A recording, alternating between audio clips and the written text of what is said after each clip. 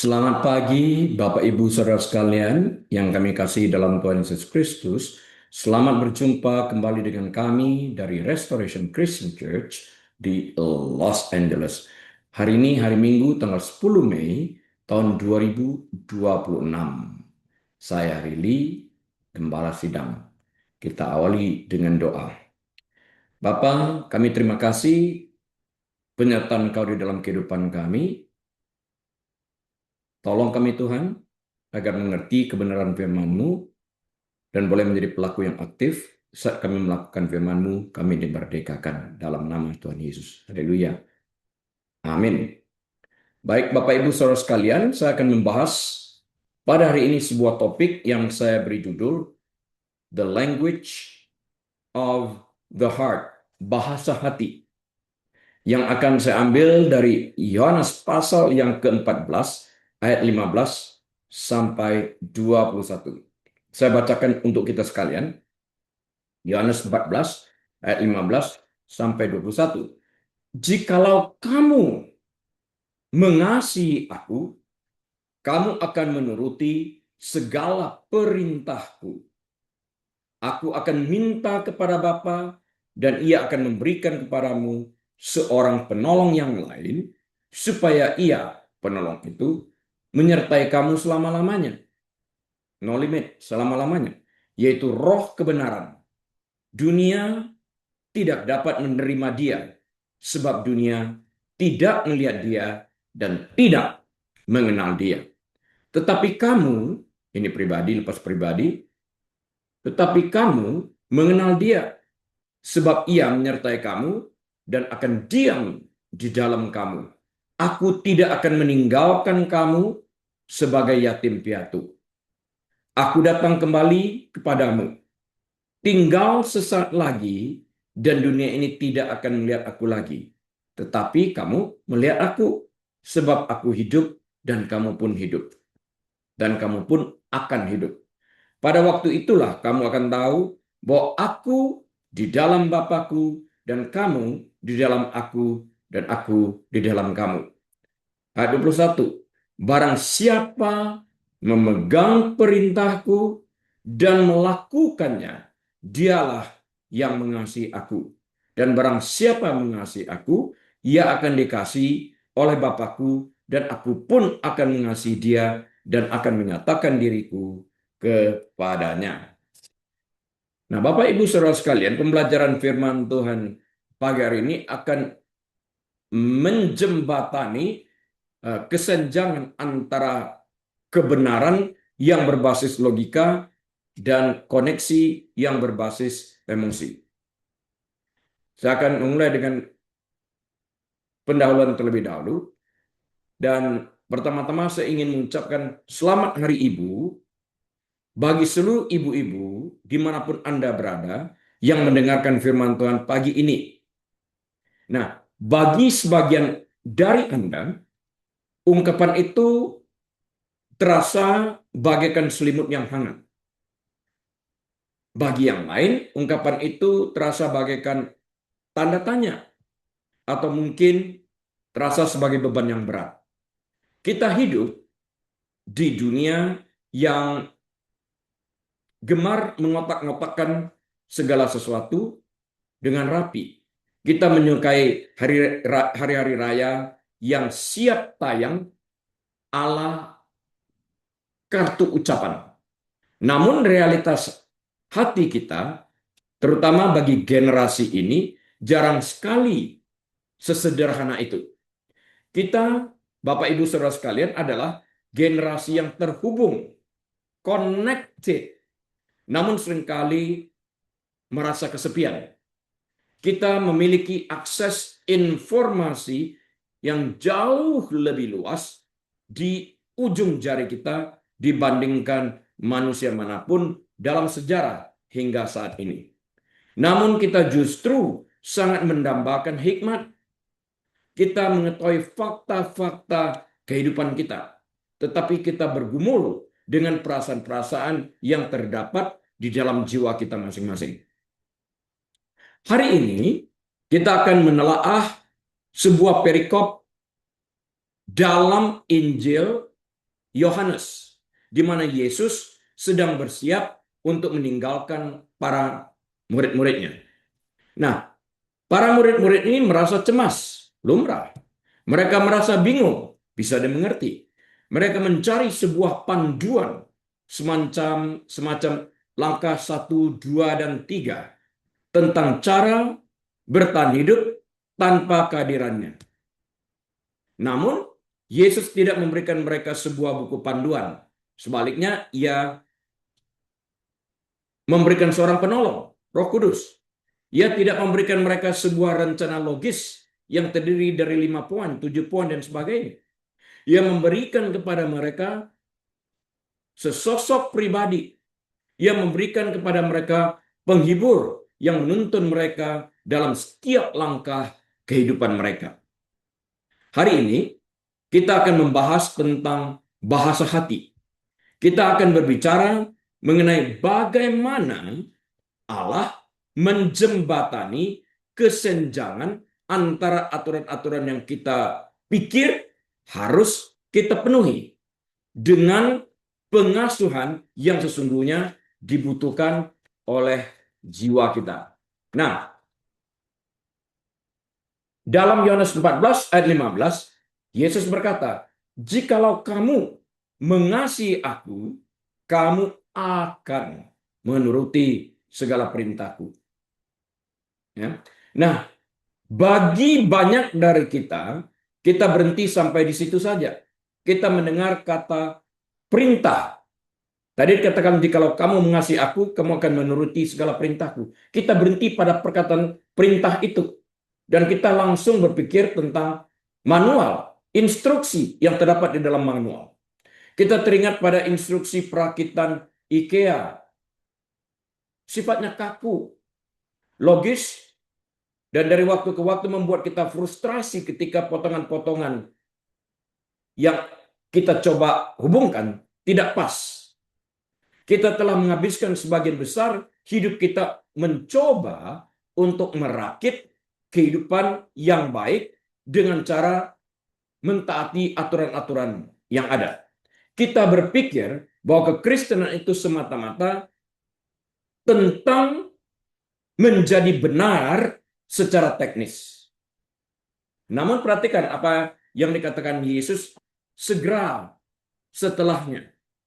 Setelah ayat 15 tadi. Sekarang kita lihat dalam ayat 16. Aku akan meminta kepada Bapa dan ia akan memberikan kepadamu seorang penolong yang lain. Supaya ia menyertai kamu selama-lamanya. Ya, yaitu roh kebenaran. Ayat 17. Dunia tidak dapat menerima dia. Sebab dunia tidak melihat dia dan tidak mengenal dia. Tetapi kamu, pribadi lepas pribadi ini, mengenal dia sebab ia menyertai kamu dan akan diam di dalam kamu.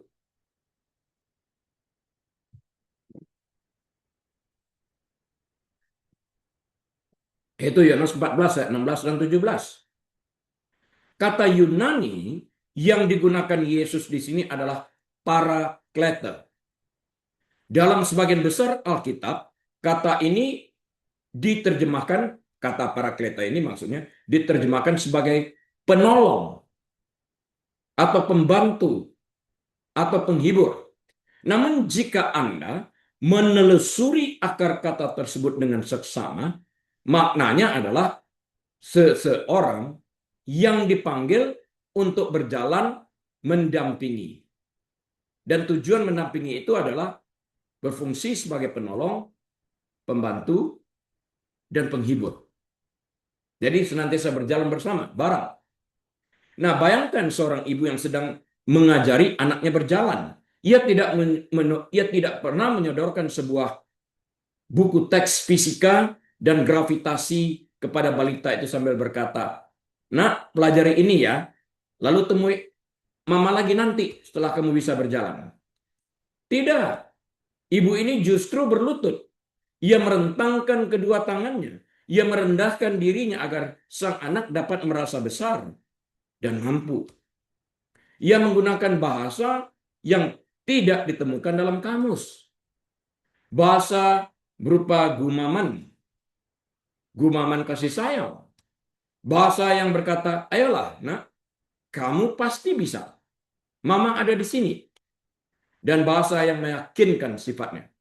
Aku ada tepat di sini jika kamu terjatuh.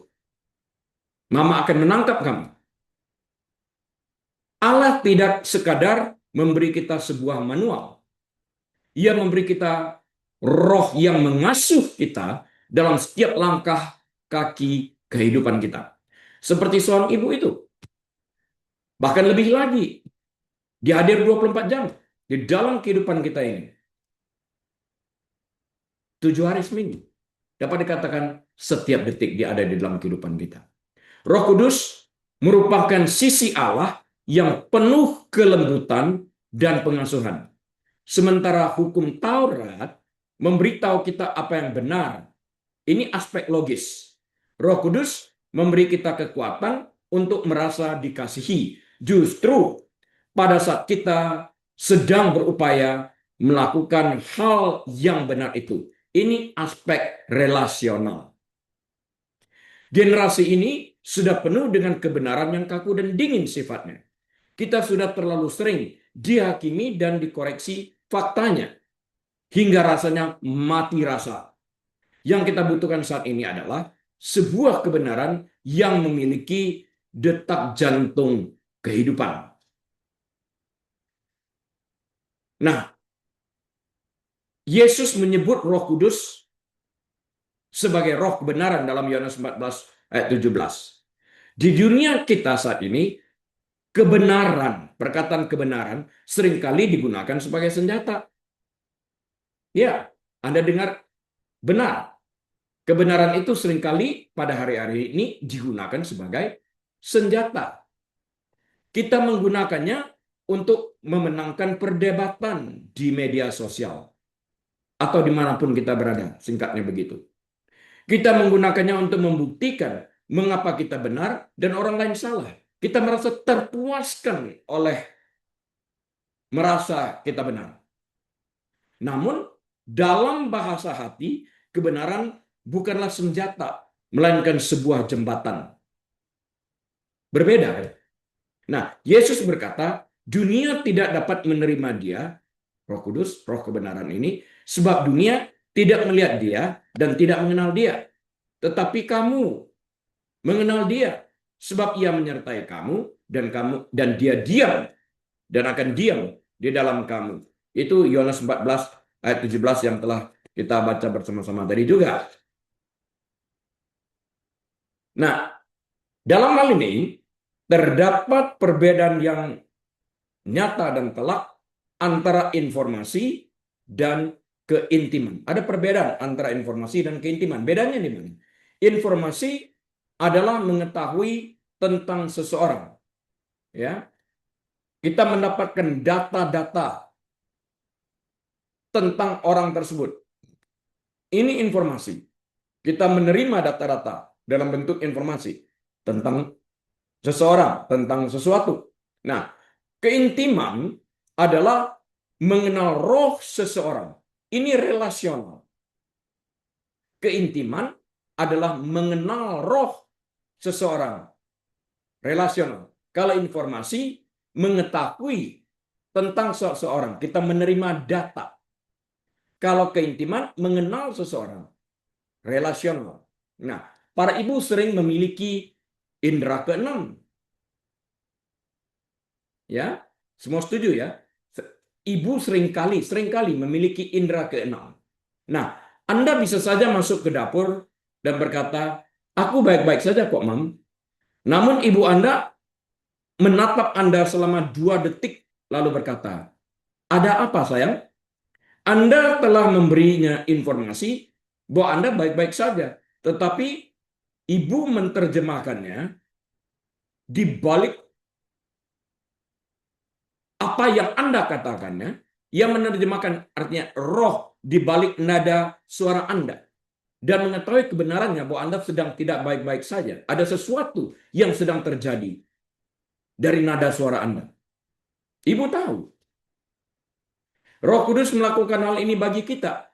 Roh Kudus membantu kita menembus filter-filter yang kita pasang dalam kehidupan kita.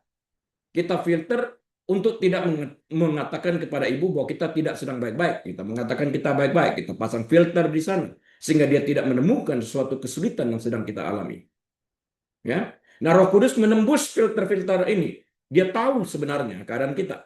Kita menghabiskan begitu banyak waktu untuk mengurasi keberadaan kita. Memastikan Instagram kita terlihat sempurna.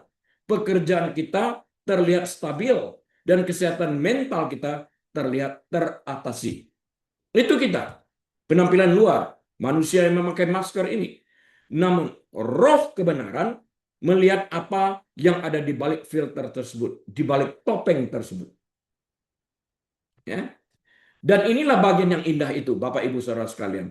Roh Kudus tidak melihat diri Anda yang tanpa filter lalu menghakimi Anda. Tidak sama sekali. Roh Kudus justru melihat diri Anda yang tanpa filter itu, lalu merawat dan memelihara Anda.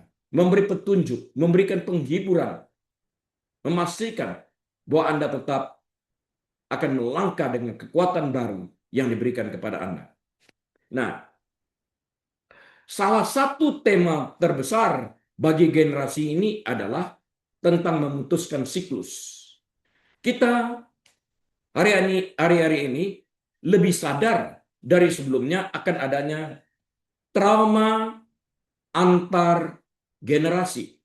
Gagasan bahwa luka, kebisuan, dan disfungsi yang dialami orang tua serta kakek-kakek kita diwariskan kepada kita layaknya sebuah warisan yang tidak diinginkan. Ya, mungkin ibumu bukanlah sosok yang penuh kehangatan dan pengasuhan. Mungkin bukan. Mungkin rumahmu adalah tempat yang syarat antara logika dan aturan. Namun hampa dari pelukan.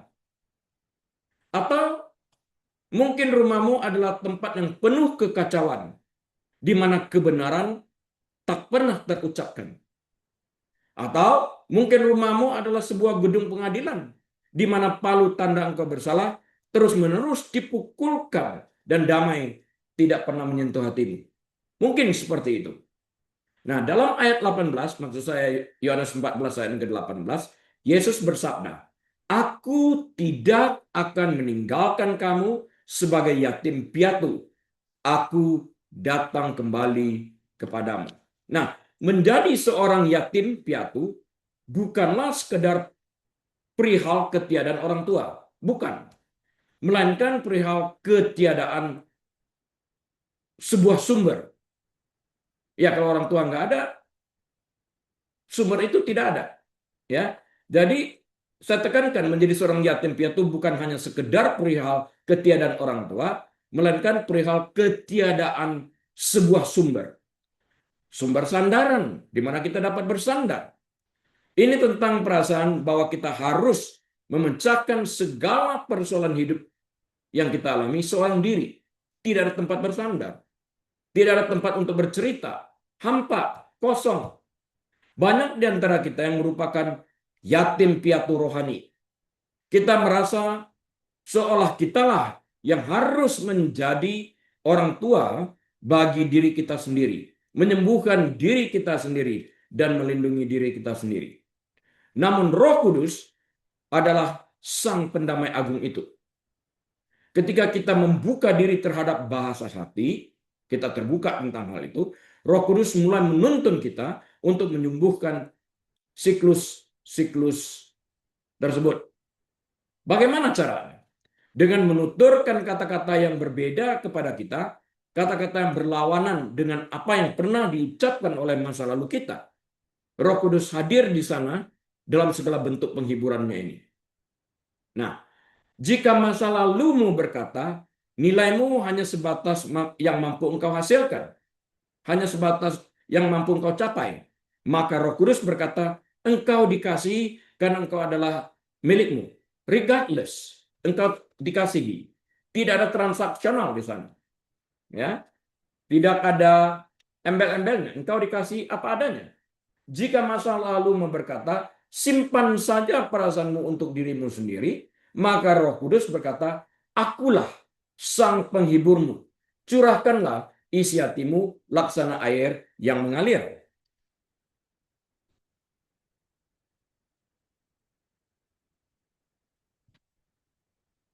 Memutus sebuah siklus bukanlah tentang menjadi orang tua atau anak yang sempurna, melainkan tentang menghadirkan kasih karunia ke dalam silsilah keluarga kita. Ini tentang menjadi sosok yang berani berkata, kebisuan ini berakhir padaku. Kehidupan yang hanya berlandaskan logika semata berakhir padaku. Aku akan mulai mempelajari bahasa hati.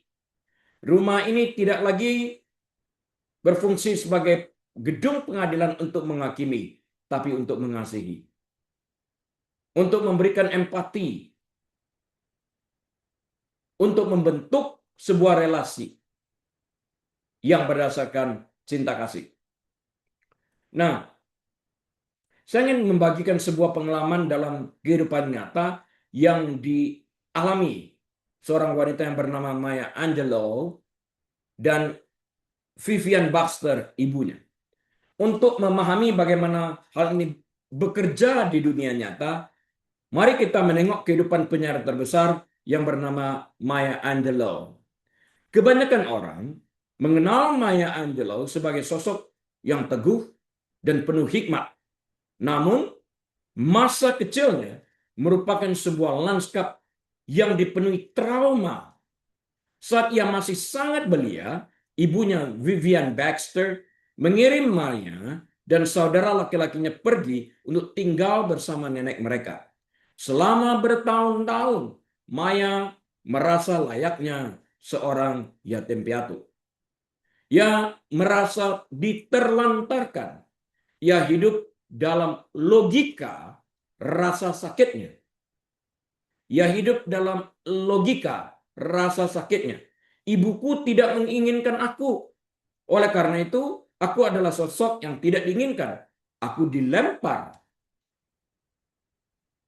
ke rumah nenekku untuk diasuh. Ibuku melepaskan tangan. Bertahun-tahun kemudian, mereka kembali dipertemukan. Mereka harus mempelajari sebuah bahasa baru. Hal itu tidaklah mudah. Ada jarak bertahun-tahun yang harus dijembatani. Mereka tidak pernah berkomunikasi atau jarang banget berkomunikasi. Namun Maya menuturkan sebuah kisah tentang satu momen yang mengubah kehidupannya secara keseluruhan. Vivian, ibunya, menatap Maya suatu hari setelah ia selesai memasak hidangan. Lalu ibunya ini berkata kepada Maya sambil menatap mata anaknya, Maya, engkaulah wanita terhebat yang pernah kutemui. Maya, engkau adalah wanita terhebat yang pernah aku temui. Nah, Maya terpana. Ia saat itu masih berjuang, masih dalam proses untuk menemukan jati dirinya. Namun, sang ibu tidak memberikannya buku panduan tentang cara menjadi pribadi yang lebih baik. Ia justru memberikannya sebuah berkat, sebuah pengakuan. Ia berbicara langsung ke dalam lubuk hati Maya. Maya menuturkan bahwa sejak saat itu, ia mulai memandang dirinya dengan cara yang berbeda. Satu kalimat itu, Bapak Ibu Saudara sekalian, yang terucap dari hati seorang ibu kepada putrinya, berhasil menjembatani trauma yang telah berlangsung selama puluhan tahun. Mereka berdamai, mereka menjadi sahabat, hubungan mereka kembali terkoneksi kembali. Maya tidak sekedar melupakan tanda petik karena tidak mungkin masa lalunya, tapi dia berdamai dengan masa lalu tersebut. Roh kebenaran memampukan mereka untuk mengakui rasa sakit itu dan melangkah menuju irama kasih karunia yang baru. Melihat dari sisi yang berbeda, sehingga dia mampu mengampuni apa yang tidak pernah dapat dilupakannya ini. Dari sisi pengertian yang baru. Bahasa yang baru. Bahasa hati. Nah, itulah yang ingin dilakukan oleh Roh Kudus bagi kita sekalian pada hari ini. Entah ibu kita sedang duduk di barisan terdepan, entah telah berpulang ke hadirat Tuhan, ataupun merupakan sosok yang sudah 10 tahun tidak kita ajak berbicara. Roh Kudus adalah sang penolong yang hadir untuk menjembatani kesenjangan tersebut. Nah, jadi bagaimana sebenarnya kita dapat melakukan hal ini? Bagaimana kita menjembatani kesenjangan antara logika dan emosi di dalam keluarga kita sendiri? Yang pertama, caranya adalah tukarkan kebenaran. Aku benar, tukarkan itu dengan koneksi. Aku mengasihimu, engkau bagian dari hidupku. Jadi kita menukarkan aku benar, karena aku selalu benar. Kita ganti keinginan untuk selalu benar ini dengan aku mengasihimu, engkau bagian dari hidupku. Ini koneksi. Kita tukarkan kebenaran dengan koneksi.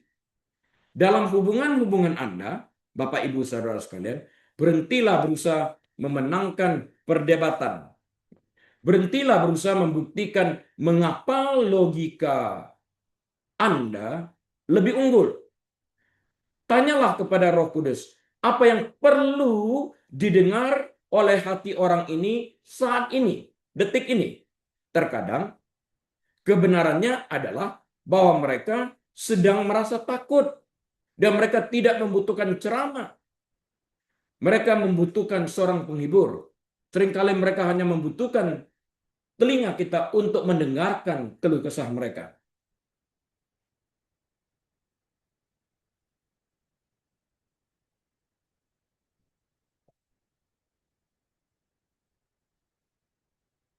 Mereka membutuhkan seorang penghibur. Mereka tidak membutuhkan ceramah kita, kuliah kita. Tidak sama sekali. Kita sering memperlakukan perselisihan dalam keluarga layaknya klub debat di sekolah menengah, di mana tujuannya adalah untuk menang. Namun dalam sebuah hubungan, jika satu pihak menang, maka hubungan itu sendiri yang kalah. Jebakan logikanya seperti apa? Ketika seseorang sedang kesal banget katakanlah, naluri kita adalah mengoreksi fakta-fakta yang mereka sampaikan. Kita berkata, kamu seharusnya tidak merasa seperti itu karena hal XYZ yang telah terjadi. Meskipun secara teknis mungkin saja apa yang kita katakan itu benar, hal ini terasa bagaikan sebuah serangan bagi hati yang sedang syarat dengan emosi. Kalau kita kan jangan pikir seperti itu. Itu yang dirasakannya. Kita tidak dapat mempergunakan logika kita di tengah-tengah emosi yang sedang tersakiti pada saat itu. Pesan yang tersirat adalah bahwa realitas yang mereka rasakan itu tidak valid jika kita memberikan ceramah seperti itu kepada mereka. Kamu jangan merasa seperti itu. Nah, mereka mengatakan itu yang aku rasakan. Ya, kalau kita mencegah mereka dengan perkataan kita, harusnya kamu berpikir atau harusnya kamu merasakan seperti ini. Pesan yang tersirat itu sebenarnya adalah bahwa realitas yang mereka rasakan itu tidak valid. Mereka menyatakan ini, kita enggak. Kita harus menerima itu. Yang mereka rasakan itu valid, itu perasaan mereka. Kita tidak merasakan apa yang mereka rasakan. Nah, pergeseran hati penting. Untuk menukarkan kebenaran dengan koneksi, kita harus menghargai pribadi orang tersebut ketimbang argumen yang sedang kita sampaikan atau ingin kita sampaikan. Ini merupakan sebuah kesadaran bahwa merasa benar hanyalah hadiah hiburan yang terasa hampa bagi sebuah hubungan yang telah retak. Mungkin apa yang kita sampaikan itu secara logika benar, tapi kita memutuskan sebuah hubungan. Ya, penerapan praktisnya seperti apa? Kali berikutnya muncul sebuah konflik, berhentilah sejenak, mundur selangkah ke belakang, dan tanyakan pada diri sendiri. Kita gunakan metakognisi ini. Apakah tujuanku adalah untuk merasa benar atau untuk merasa dekat? Jika tujuannya adalah untuk merasa dekat, simpanlah bukti-bukti Anda yang menunjukkan Anda ini benar, simpan itu, dan fokuslah pada pengalaman yang sedang mereka alami. Empati akan mendekatkan Anda, dan kritik sekalipun benar akan menjauhkan Anda. Ya. Kemudian rangkullah gaya hidup paraklete. Paraklete tadi berarti kan penolong, pembantu atau penghibur. Rangkullah gaya hidup paraklete artinya rangkullah gaya hidup yang bersikap menjadi seorang penolong, seorang penghibur, atau seorang yang membantu saat orang lain mengalami kesusahan. Jadilah orang yang berjalan mendampingi, penuh dengan empati dan peka pada saat mendengarkan. Jangan hanya memberikan nasihat dari kejauhan. Masuklah ke dalam lumpur kehidupan bersama orang lain itu. Itulah yang dilakukan seorang ibu. Itulah yang dilakukan oleh Roh Kudus. Jika seseorang dalam keluarga Anda sedang mengalami kesulitan, jangan hanya mengirim emoji berdoa. Aku ikut berdoa. Jangan hanya sekedar mengirimkan emoji seperti itu. Hadirlah secara nyata. Ya, bukan hanya secara fisik, tapi juga secara emosional. Hadir di dalam kehidupan orang yang sedang susah tersebut. Duduklah dalam keheningan bersamanya.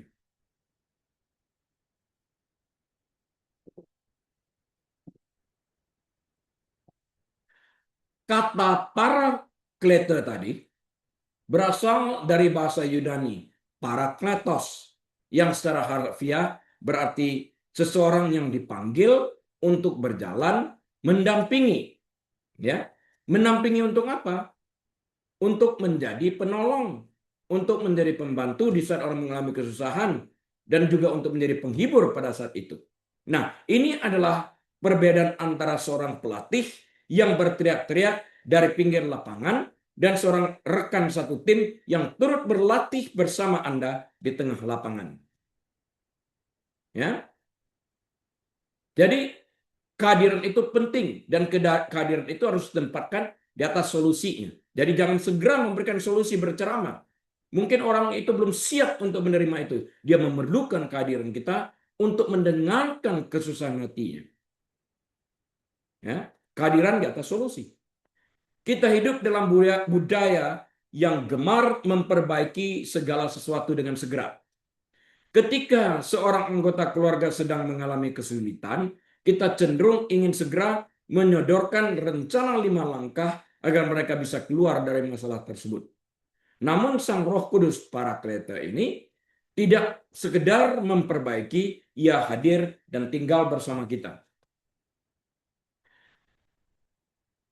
Menjadi seorang paraklete, seorang penolong, penghibur ini sendiri, pembantu ini, berarti Anda bersedia untuk turut kotor atau terlibat langsung dalam situasi pelik yang sedang dialami orang lain itu. Ya, ini berarti duduk di lantai bersama anak yang sedang menangis, tetap terhubung di telepon bersama saudara yang sedang berduka tanpa melirik jam, atau sekedar hadir bersama seseorang di tengah kegagalan mereka tanpa serta-merta mencoba untuk memperbaiki atau mengubah mereka. Penerapan praktisnya seperti apa? Latihlah praktek keheningan dalam ratapan.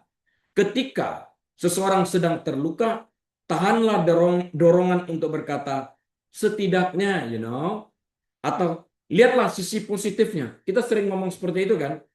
Skip that part. Jangan katakan itu. Cukup temani saja mereka yang sedang bersusah hati ini, yang sedang menderita ini. Ya, be there. Hadir di sana bersama mereka di dalam ruangan itu. Kehadiran fisik Anda merupakan penyampaian kasih sayang yang jauh lebih kuat daripada nasihat apapun. Jadi bukan hanya hadir secara fisik, saat itu kita juga hadir secara emosional menemani mereka. Kemudian yang ketiga, kenali sosok anak yatim dalam diri orang lain tersebut. Ketika orang lain meluapkan amarahnya, bersikap dingin, atau terobsesi dengan aturan, biasanya, Bapak Ibu Saudara sekalian, hal itu terjadi karena mereka merasa seperti anak yatim dan merasa tidak terlindungi. Seorang diri, nggak ada orang lain selain diri mereka sendiri, harus berjuang untuk diri mereka sendiri agar tetap dapat bertahan hidup. Anak yatim. Nah, ketika Anda melihat seseorang bertindak di luar kendali, alih-alih bereaksi dengan logika, kita berkata segera, kamu bersikap sangat tidak rasional loh. Nah, hentikan itu, jangan ucapkan itu, cobalah bereaksi dengan tuntunan Roh Kudus. Aku melihat bahwa kamu sedang terluka. Itu jauh lebih baik, lebih enak daripada berkata, kamu bersikap tidak rasional dengan kata-katamu itu. Ini menjauhkan. Sekalipun mungkin benar saya katakan tadi. Ya, tapi tidak terkonek, nggak ada koneksinya. Tapi kalau kita mengatakan aku melihat bahwa kamu sedang terluka, perkataan yang penuh dengan empati, ikut merasakan. Kita hadir di sana. Nah, kehadiran kita itu sangat berarti bagi mereka. Menjembatani kesenjangan antara akal dan hati bukan sekadar hal yang baik untuk dilakukan. Ini adalah tugas mendasar dalam membangun sebuah keluarga yang benar-benar terasa bagaikan tempat perlindungan. Ketika kita menggunakan logika, kita membangun tembok. Ketika kita mengutamakan hati, kita membangun jembatan. Jadi kalau kita melihat orang sedang marah, kita mengatakan kamu tidak rasional, kita sedang membangun tembok. Tetapi jika kita berkata, aku melihat kamu sedang berduka, ini kita sedang membangun sebuah jembatan relasional. Ya. Roh yatim adalah perasaan mendalam bahwa seseorang tidak terlindungi, tidak dipilih, tertolak, atau merasa sendirian.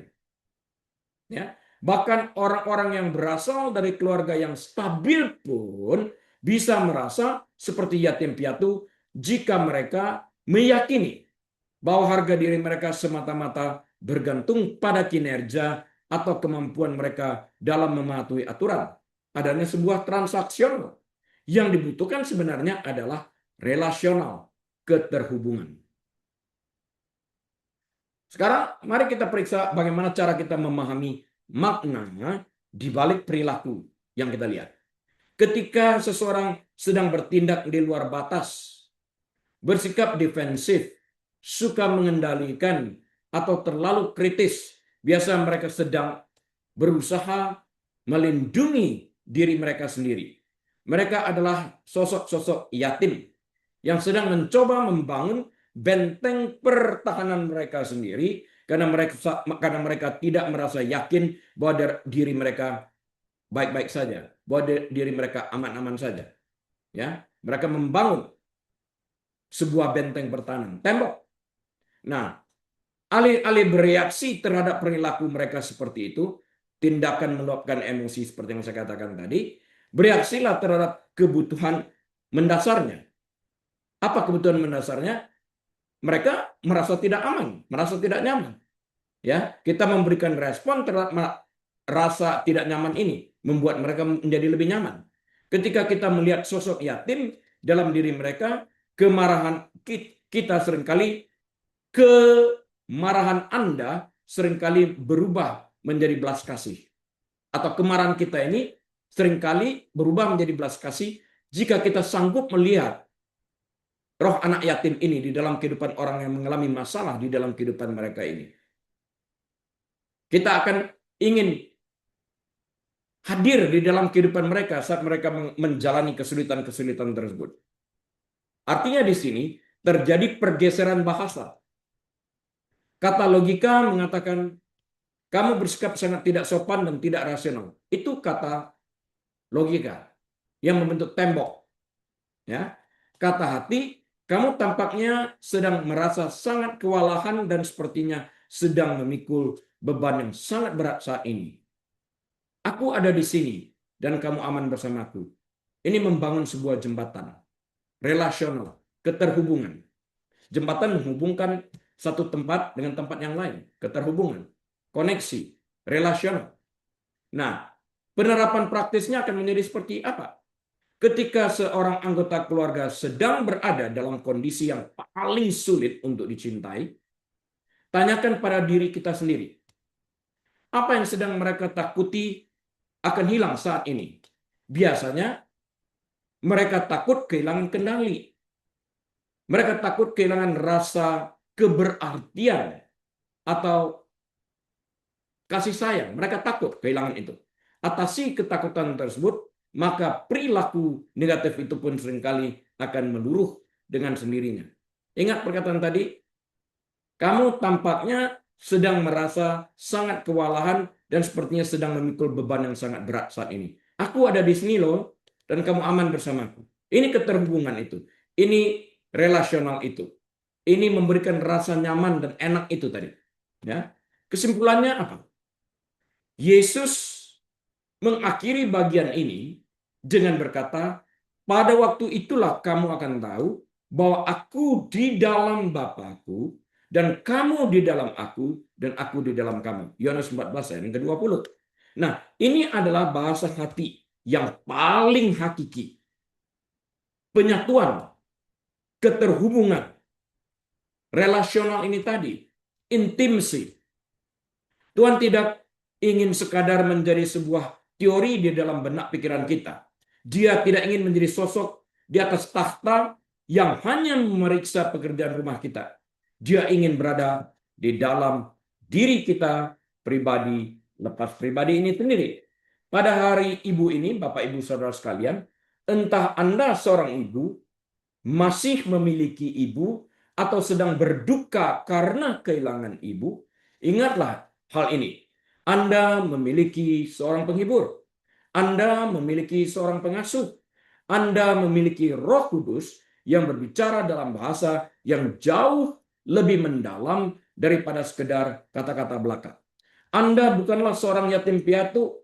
Anda tidak sendirian dalam perjalanan kehidupan Anda ini. Jurang pemisah itu telah dijembatani. Sang penghibur hadir di sini. Dan dia, sang penghibur ini, Roh Kudus ini, sedang berbicara kepada hati Anda saat ini juga. Ia berkata, aku mengasihimu, aku menyertaimu, aku peduli terhadap kehidupanmu, dan engkau sungguh berharga di hadapanku. Amin.